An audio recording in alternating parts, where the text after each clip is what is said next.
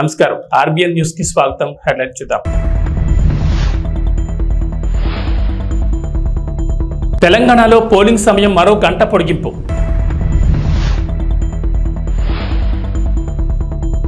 ఏపీలో మద్దతుగా ఎన్ఆర్ఐలు ప్రచారం.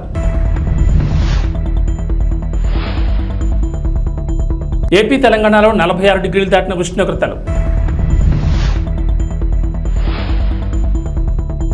ఐపీఎల్లో 7 వికెట్ల తేడాతో చెన్నైపై పంజాబ్ విజయం. ప్రస్తుతం దేశంలో సార్వత్రిక ఎన్నికలు జరుగుతున్నాయి. మొత్తం 7 దశల్లో పోలింగ్ జరుగుతుండగా తెలుగు రాష్ట్రాల్లో 4 విడతల్లో ఎన్నికలు జరగనున్నాయి. మే 13వ తేదీన జరగనున్న తెలంగాణ లోక్సభ ఎన్నికల్లో పోలింగ్ సమయాన్ని కేంద్ర ఎన్నికల సంఘం పెంచింది. ప్రస్తుతం ఏప్రిల్ నెలలోని ఎండలు మండిపోతుండగా మే నెల మధ్య నాటికి ఇవి మరింత పెరగనున్న నేపథ్యంలో ఎన్నికల సంఘం ఈ నిర్ణయం తీసుకుంది. ఇప్పటికే తెలంగాణలో చాలా ప్రాంతాల్లో పగటి ఉష్ణోగ్రతలు 45 డిగ్రీలు 46 డిగ్రీలు దాటిపోయాయి. ఠారెత్తిస్తున్న ఎండల నేపథ్యంలో ఓటు వేసేందుకు ప్రజలు పోలింగ్ బూత్లకు రావడానికి ఆసక్తి చూపరని, ఓటింగ్ శాతం తగ్గుతుందని భావించిన కేంద్ర ఎన్నికల సంఘం పోలింగ్ సమయం వైపుపై కీలక నిర్ణయం తీసుకుంది. అమెరికాలో ఉంటున్న పలువురు ఎన్ఆర్ఐలు ఈసారి జరుగుతున్న అసెంబ్లీ ఎన్నికల్లో ప్రత్యక్షంగానో పరోక్షంగానో తమ ఉనికిని చాటుకునేందుకు ప్రయత్నిస్తున్నారు. ఏపీ రాజకీయాలకు సంబంధించి పలువురు ఎన్ఆర్ఐలు ఇప్పటి వరకు తెరవెనుక పాత్ర పోషించేవారు. తమకు నచ్చిన రాజకీయ పార్టీలకు ఆర్థికంగా సహాయం చేస్తుండడం, విదేశాల్లో విరాళాలు సేకరించడం, సాంకేతిక సహాయం లాంటివి అందిస్తూ వస్తున్నారు. ఈసారి మాత్రం డైరెక్ట్ గా తాము మద్దతిస్తున్న పార్టీల తరపున అసెంబ్లీ బరిలో, లోక్సభ బరిలో నిలిచేందుకు ప్రయత్నిస్తున్నారు. మరోవైపు వైసీపీ, టీడీపీలు కూడా గెలుపుకు ప్రాధాన్యం ఇస్తూ ప్రజల్లోకి దూసుకువెళ్తున్న ఎన్ఆర్ఐలను తమ గెలుపు కోసం ఉపయోగించుకుంటున్నాయి. తెలుగుదేశం పార్టీ ఒక అడుగు ముందుకు వేసి ఇప్పటికే విడుదల చేసిన తొలి జాబితాలో 2 ఎన్ఆర్ఐలకు టికెట్లు ఇస్తున్నట్లు ప్రకటించింది. కాగా వైసీపీ తరపున 4 టికెట్లు ఆశిస్తున్నట్లు వార్త.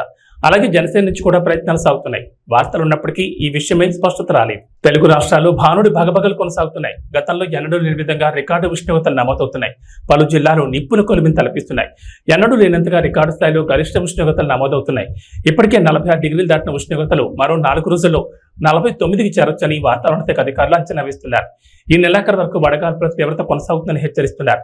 రికార్డు స్థాయిలో ఏపీలో ఎండలు రికార్డు స్థాయిలో నమోదవుతున్నాయి. రోజు రోజుకి ఉష్ణోగ్రతలు పెరిగిపోతుండటంతో ప్రజలు బెంబేలెత్తిపోతున్నారు. మధ్యాహ్నం బయటకు రావాలంటే జంకిపోతున్నారు. బుధవారం పల్నాడు జిల్లా కొప్పనూరులో అత్యధికంగా 46.2 డిగ్రీల సెల్సియస్ ఉష్ణోగ్రత నమోదైంది. తిరుపతి జిల్లాలోని మంగనెల్లూరులో 46, ఎన్టీఆర్ జిల్లా చిల్లకరలో 45.8 డిగ్రీలు, నంద్యాల జిల్లా బనగానపల్లి, నెల్లూరు జిల్లా మరిపాడులో 45.7 డిగ్రీల ఉష్ణోగ్రతలు ప్రజలకు ఆందోళన గురి చేస్తున్నాయి. దక్షిణ చైనాలోని వాంగ్డాంగ్ రాష్ట్రంలో బుధవారం ఓ హైవే రోడ్లో కొంత భాగం కుప్పకూలిపోవడంతో 19 మంది మృతి చెందారు. స్థానిక మీడియా తెలిపిన వివరాల ప్రకారం వాంగ్డాంగ్ ప్రావిన్స్ లోని మీజౌ, డాబు కౌంటీ నగరాల మధ్య ఉన్న రోడ్లో కొంత భాగం బుధవారం తెల్లవారుజామున 2 గంటల 10 నిమిషాల ప్రాంతంలో కూలిపోయింది. ఈ ప్రమాదంలో రోడ్డుపై ప్రయాణిస్తున్న 18 వాహనాల్లోని 49 మంది ప్రయాణికులు తీవ్రంగా గాయపడ్డారు. స్థానికులు, అధికారులు వెంటనే స్పందించి దాదాపు 500 మంది సిబ్బందితో రెస్క్యూ ఆపరేషన్ నిర్వహించారు. ప్రపంచంలోని most successful movie series Harry పోటర్లోని అందమైన కోట గుర్తుందా? అదేనండి, మ్యాజికల్ స్కూల్. అచ్చం అలాంటి భవనమే ఉక్రెయిన్లోని ఒడిస్సా నగరంలో ఉంది. ఇప్పుడు అది రష్యా ఉక్రెయిన్ యుద్ధంలో భాగంగా ధ్వంసమైంది. ఉక్రెయిన్లో ఉన్న అత్యంత సుందర భవనాల్లో ఒకటైన ఈ విద్యా సంస్థ భవనంపై రష్యా క్షిపణితో దాడి చేసింది. ఈ దాడి జరిగిన వెంటనే అధికారులు సంఘటనా స్థలానికి చేరుకుని సహాయక చర్యలు చేపట్టారు. సగటు మనిషి కోసం ప్రాణాలకు తెగించి ఒక నయవంచకుడు, గోండా, ఒక దోపిడీదారుడిపై పోటీ చేయడానికి మీ గళమై గుండు చెప్పడి ఇక్కడ ఉన్నా అంటూ సీఎం జగన్ ఉద్దేశించి జనసేన అధినేత పవన్ కళ్యాణ్ విరుచుకుపడ్డారు. నాన్నలేని బిడ్డను ఒకే ఒక ఛాన్స్ ఇవ్వండి అని జగన్ అడిగితే అంతా ఇచ్చారు. ఆ ఒక్క ఛాన్స్ అయిపోయింది, ఇక చాలు. సంపూర్ణంగా రాష్ట్రాన్ని ఎలా దోచేశారో చూశారు. ఈసారి మీరు ఛాన్స్ ఇచ్చుకోండి. మీ భవిష్యత్తును మీరు నిర్ణయించుకోవడానికి ఒక ఛాన్స్ తీసుకోండి అంటూ ప్రజలు పిలుపునిచ్చారు. అనకాపల్లి జిల్లా అచ్యుతాపురం, పెందుర్తి, డాక్టర్ బిఆర్ అంబేద్కర్ కోనసీమ జిల్లా మండపేటలో బుధవారం నిర్వహించిన వారాహి విజయబేరి సభలో ఆయన ప్రసంగించారు. జోగేశ్వరరావు గారికి, నీలాకృష్ణ గారికి, కోనసీమ పార్లమెంట్ అభ్యర్థి జిఎం హరీష్ గారికి, మా జనసేన నాయకులందరికీ, బండారు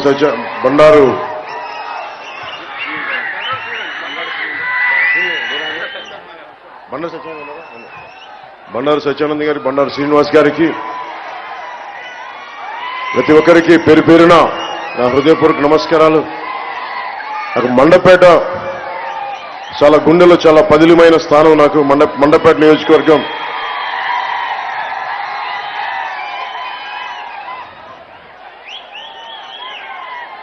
ఈరోజు మేడే సందర్భంగా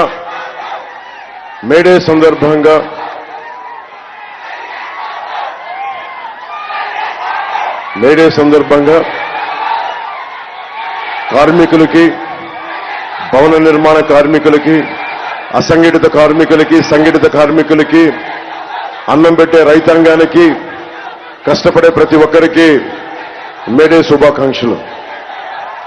నివర్ తుఫాన్ నుంచి మొన్న తుఫాన్ల దాకా దాదాపు లక్షల ఎకరాల్లో నష్టం వచ్చిన రైతాంగానికి, గిట్టుబాటు ధర లేని రైతాంగానికి, మద్దతు ధర లేని రైతాంగానికి మీరు పడుతున్న బాధలు నేను 2 సార్లు నన్ను మండపేట రప్పించినాయి.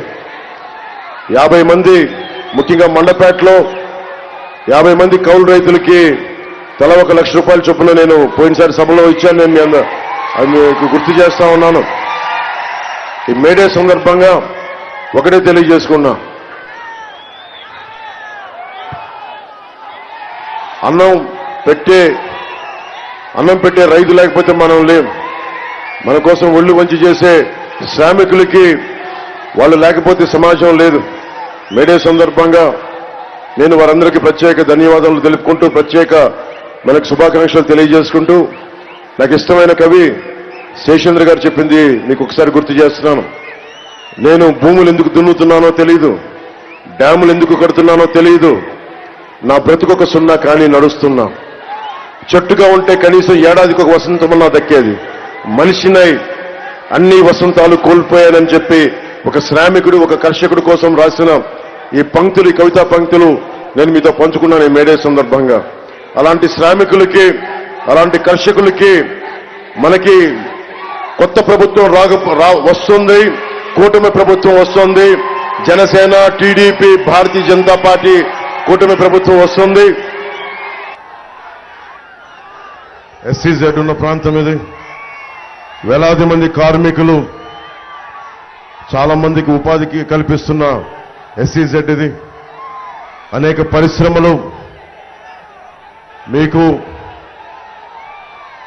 కార్మికులందరికీ, ఉత్తరాంధ్ర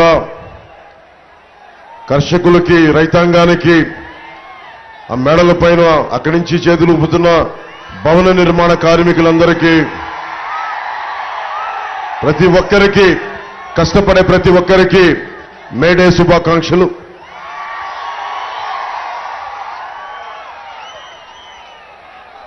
నువ్వేమో నా ప్రాణం అని చెప్తున్నావు, మీరు నా ప్రాణం అని చెప్తున్నావు. శేషేంద్ర గారు నాకు ఇష్టమైన కవి. మేడే అంటే కర్షకుల గురించి, శ్రామికుల గురించి మాట్లాడతా, ఉత్తరాంధ్ర నుంచి వలసలు వెళ్ళిపోతా ఉంటారు.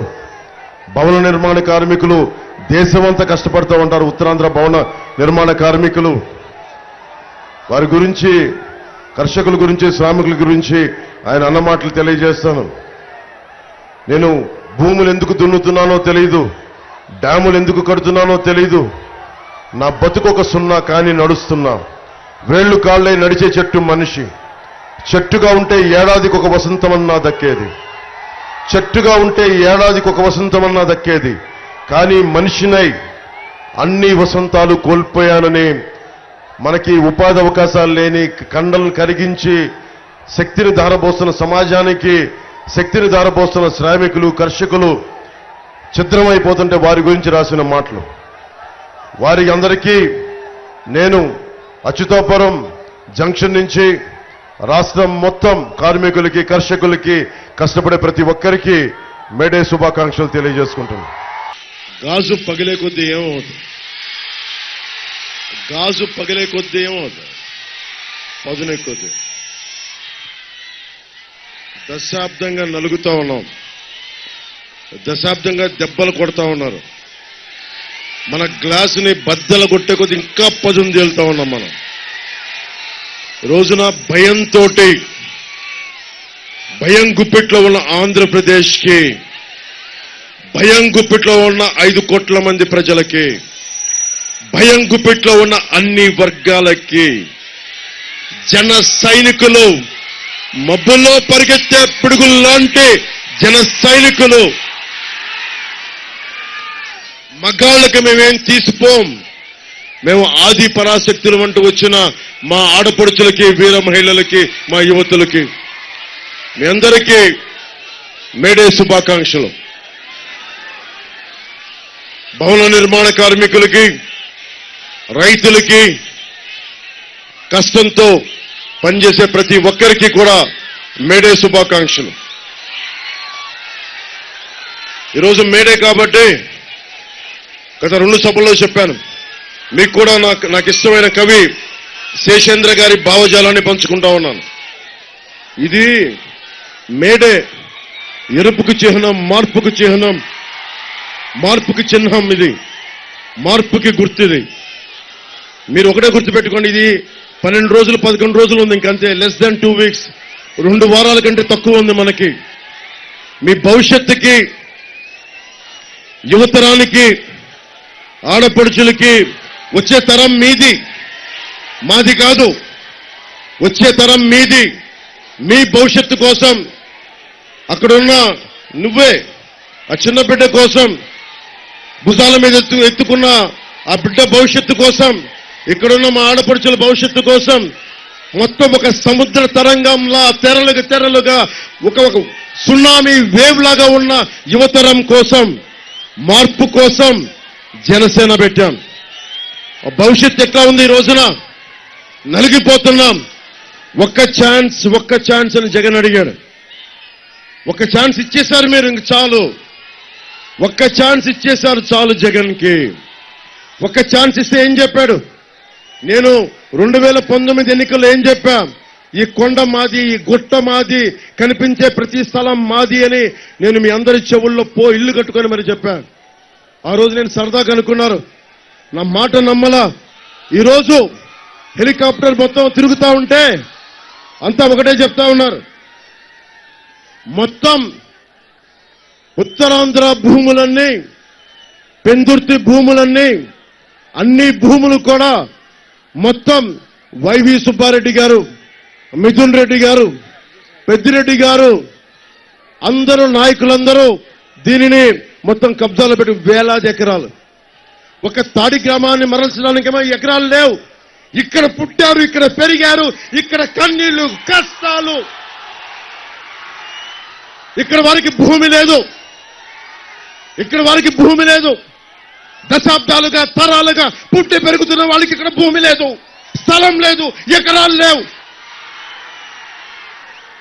కానీ మన మీద అధికారం చెలాయించి వీళ్ళకి భూములన్నీ ధానదత్తం చేస్తా ఉంటే మీరందరూ ఏం చేస్తారు? చేతులు కట్టుకొని కూర్చుంటారా? చేతులు కట్టుకొని కూర్చుంటారా? మనకి బాధ్యత లేదా? బాధ్యత ఉందా లేదా మనకి?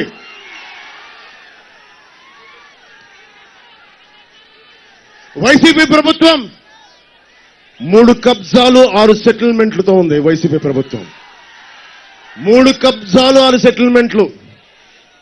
ఏ మూలకెళ్ళు ఇదే మాట, అన్న మా ఆస్తులు దోచేశారన్నా.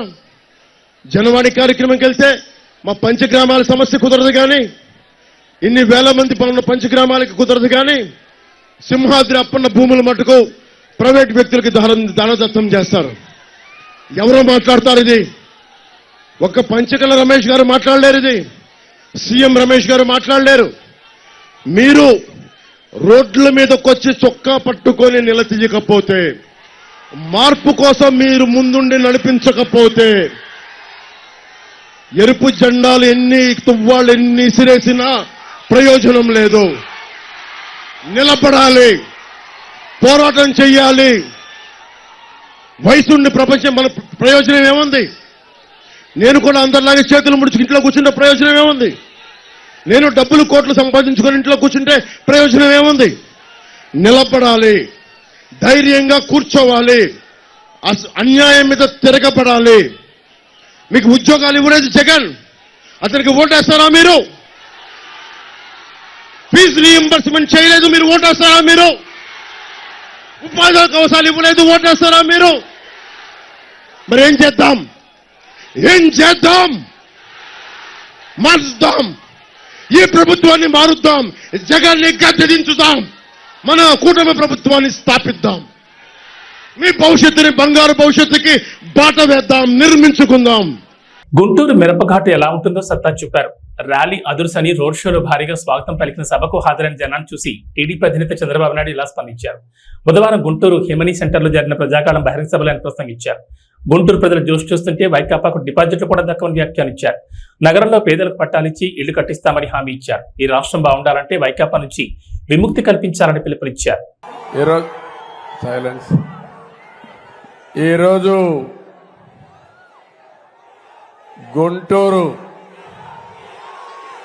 గుంటూరు మిరప ఏంటో, మీ సత్తా ఏంటో చూపించారు, అవునా కాదా అని అడుగుతున్నా. ఈరోజు గుంటూరు ర్యాలీ అదర్స్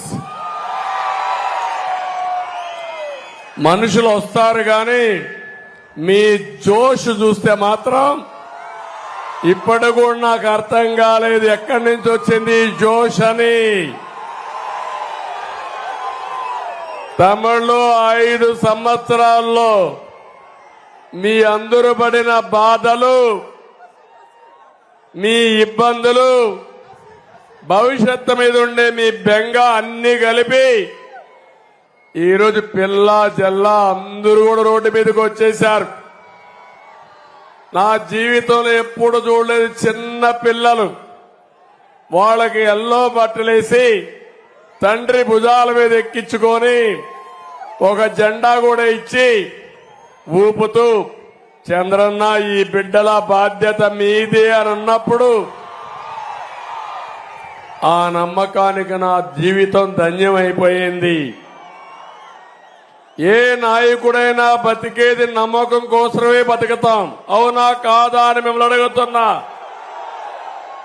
ఏదైనా సంపాదించచ్చు కానీ నమ్మకాన్ని పోతే ఆ నాయకుడు మళ్లీ మనుగడ సాధించలేరు. యువత చూశాను ఈరోజు మీ యొక్క ఉత్సాహం చూస్తా ఉంటే ఆకాశానికి ఎగురుతున్నారు మీరందరూ.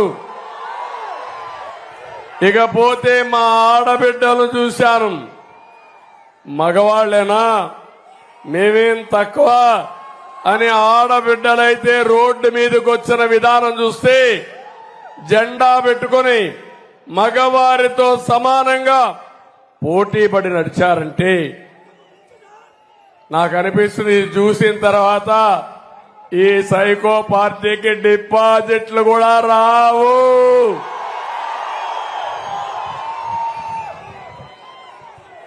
ఒక్క విషయం ఇక్కడంతా మిమ్మల్ని అందరినీ ఒకటే కోరుతున్నా, ఈరోజు మేడే కూడా మీ అందరికీ కష్టజీవులకు అందరికీ మేడే శుభాకాంక్షలు తెలియజేస్తున్నా. ఇంకో పక్క ఇక్కడికి నేను వచ్చింది గుంటూరు కాదు, అమరావతి రాజధానిలో భాగం గుంటూరు. తమిళ్లో హైదరాబాదు సికింద్రాబాద్ ఉంటే 3వ నగరం సైబరాబాద్ నిర్మాణం చేసి దాని చుట్టూ 165 కిలోమీటర్ల ఔటర్ రింగ్ రోడ్ వేసి గ్రామాలు మున్సిపాలిటీని అనుసంధానం చేసి ఒక మహానగరానికి శ్రీకారం చుట్టాం. ఈ సైకో రాకపోయుంటే, అమరావతి కొనసాగుంటే ఈ గుంటూరు ఎక్కడుండేది తమ్ముళ్ళు అని మిమ్మల్ని అడుగుతున్నా. నేనెప్పుడు కూడా నేను క్రియేట్ చేసిన రికార్డులు నేనే బద్దలు కొట్టాలనే నా సంకల్పం. హైదరాబాద్ లో 163 కిలోమీటర్లు అయితే అమరావతి ఔటర్ రింగ్ రోడ్డు 185 కిలోమీటర్లు. గుంటూరు అవతల వచ్చేది, అటు చిలకలూరుపేటకి వెళ్లేది, అటు విజయవాడ అవతల హనుమాన్ జంక్షన్ కు వచ్చేది. తమ్ముళ్ళు, నా కలలన్నీ దుర్మార్గుడు వచ్చి విధ్వంసం చేశాడు, అది నా బాధ. ఇండియన్ ప్రీమియర్ లీగ్ లో బుధవారం జరిగిన మ్యాచ్ లో పంజాబ్ స్పిన్నర్లు రాహుల్ చాహర్, హర్ప్రీత్ బ్రార్లో చెన్నై సూపర్ కింగ్స్ బ్యాటింగ్ ను 7 వికెట్ల తేడాతో గెలుపొందారు. కెప్టెన్ రుతురాజ్ గైక్వాడ్ 10 గేమ్లలో తన 9వ టాస్ ఓడిపోయి పంజాబ్ ఫీల్డింగ్ ఎంచుకున్న తర్వాత చాహర్ మరియు బ్రార్ ఒక బౌండరీని వదిలివేయలేదు. మరియు వారి 8 ఓవర్లలో కేవలం 33 పరులకు 4 వికెట్లు పడగొట్టి చెన్నైని 162 పరులకి 7 వికెట్కి పరిమితం చేశారు. ఓడిపోయినప్పటికీ చెన్నై సన్ రైజర్స్ హైదరాబాద్ మరియు ఢిల్లీ క్యాపిటల్స్ కంటే మెరుగైన నెట్ రన్ రేట్తో 10 పాయింట్లతో నెంబర్ 4 స్థానంలో నిలిచింది. పంజాబ్ 8 పాయింట్లతో 7వ స్థానంలో ఉంది.